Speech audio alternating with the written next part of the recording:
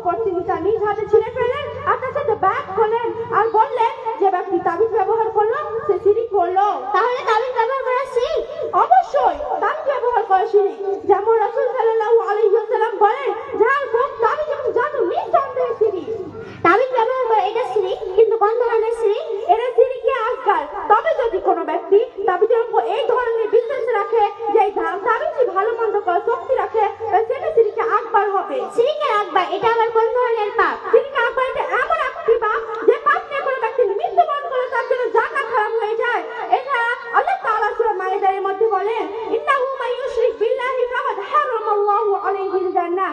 অর্থাৎ যে ব্যক্তি শিরক অবস্থায় মৃত্যুবরণ করে তার জন্য জান্নাত হারাম হয়ে যায়।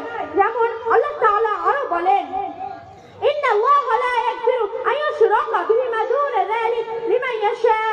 অর্থ, সেই গুনাহ আল্লাহ ক্ষমা করবে না, এটা অন্যান্য পাপ মহান আল্লাহ ইচ্ছা করলে ক্ষমা করবেন।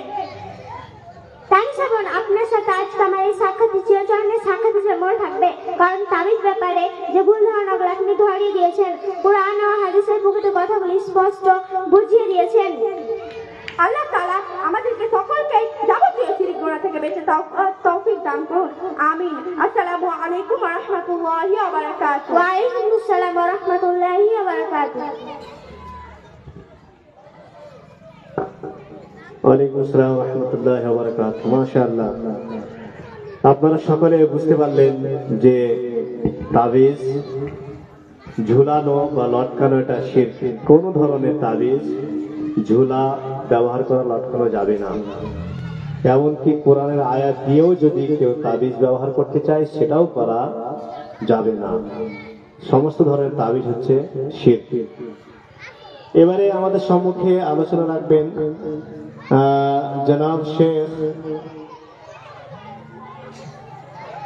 হাফিজ